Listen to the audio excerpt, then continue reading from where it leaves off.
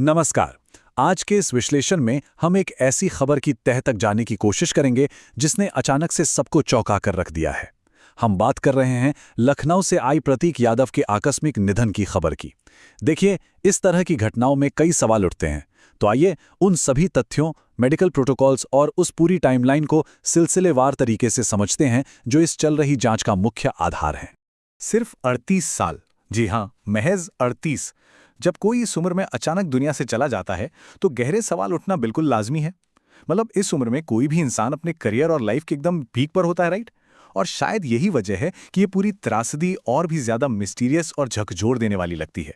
अब हम सभी के मन में ये सवाल आ सकता है कि आखिर ये मामला इतना हाई प्रोफाइल क्यों है? इसका सीधा कनेक्शन उनकी फैमिली बैकग्राउंड से है। प्रतीक यादव एक बेहद कद्दावर राजनीतिक परिवार से ताल्लुक रखते थे। पूर्व मुख्यमंत्री मुलायम सिंह यादव के बेटे, अखिलेश यादव के भाई और बीजेपी नेता अपर्णा यादव के पति। अब आप खुद सोचिए, इतनी स्ट्रॉन्ग पॉलिटिकल प्रोफाइल होने के कारण ही पूरे राज्य और मीडिया की नज़रें इस केस पर टिकी हैं। प्रशासन भी हर एक कदम बहुत फूक फूक कर रख रहा है। तो चलिए सबसे पहले उस दुखद सुबह के घटनाक्रम यानी अस्पताल के उस टाइमलाइन को डिकोड करते हैं। वक्त पर गौर कीजिएगा। सुबह के ठीक 4:55 बज रहे थे जब तबीयत खराब होने की पहली सूचना मिलती है। महज 5 मिनट से भी कम समय में उन्हें सिविल अस्पताल ले जाया गया, जो उनके घर से बमुश्किल 2 किलोमीटर दूर था। लेकिन इतनी जल्दी मेडिकल हेल्प मिलने के बावजूद ठीक 1 घंटे बाद यानी सुबह 5:55 पर उन्हें आधिकारिक तौर पर मृत घोषित कर दिया गया। ये वो 1 घंटे की क्रूशल विंडो थी जिसने सब कुछ बदल कर रख दिया। उस वक्त वहां मौजूद पत्रकारों और अस्पताल के सूत्रों ने जो बताया वो वाकई परेशान करने वाला था। डॉक्टरों के साफ लफ्जों में कहें तो उन्हें ब्रॉड डेड यानी मृत अवस्था में लाया गया घोषित कर दिया गया। और जाहिर है इस डिक्लेरेशन के तुरंत बाद अस्पताल में अफरा तफरी मच गई। पूरा परिवार गहरे सदमे में था। इसके बाद फोकस सीधा शिफ्ट होता है जांच प्रक्रिया और पोस्टमार्टम हाउस के कड़े प्रोटोकॉल्स पर। उस वक्त पोस्टमार्टम हाउस के बाहर का माहौल आप अंदाजा लगा सकते हैं। केस की सेंसिटिविटी को पूरी तरह बयां कर रहा था। वहां यूपी पुलिस की भारी तैनाती कर दी गई थी और बड़े बड़े अधिकारी तुरंत जुटने लगे थे। परिवार के लोग हाई सिक्योरिटी के बीच पहुंच रहे थे और मीडिया को भी एक तय दूरी पर रोक दिया गया था। ये सब कुछ इस केस की हाई प्रोफाइल नेचर को देखते हुए किया जा रहा था।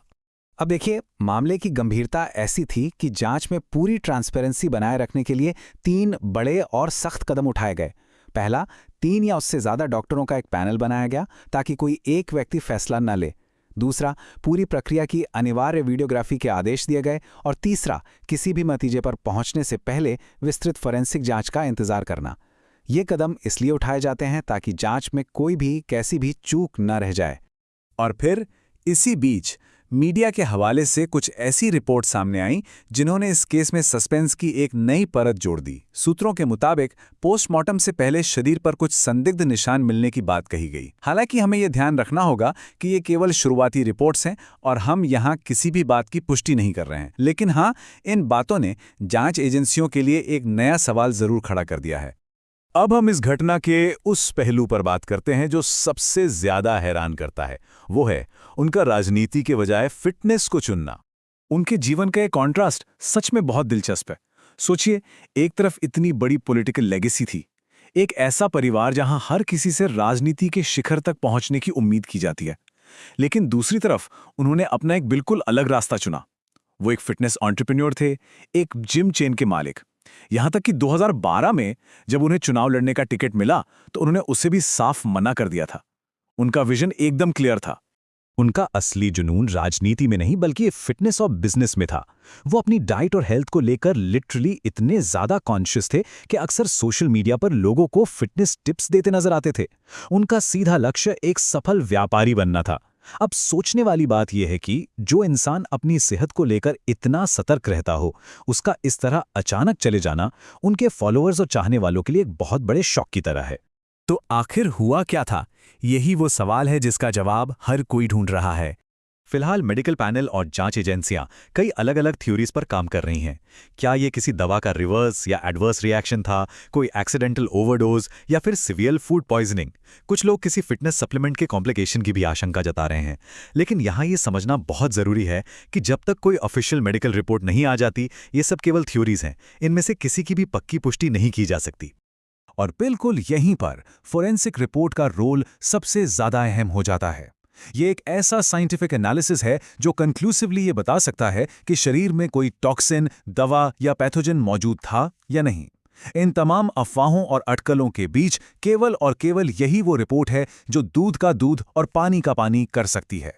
तो अंत में बस एक ही गहरा सवाल पीछे रह जाता है। एक 38 साल के बेहद फिट और युवा एंटरप्रेन्योर की अचानक मौत का असली सच आखिर है क्या? फाइनल फोरेंसिक रिपोर्ट क्या खुलासा करेगी? ये पूरी घटना हमें याद दिलाती है कि जिंदगी कितनी अनप्रेडिक्टेबल हो सकती है। अब बस आधिकारिक रिपोर्ट का इंतजार है, जिसके बाद ही इस पूरे रहस्य से पर्दा उठ सकेगा। आज के इस विश्लेषण में हमारे साथ जुड़ने के लिए बहुत बहुत धन्यवाद।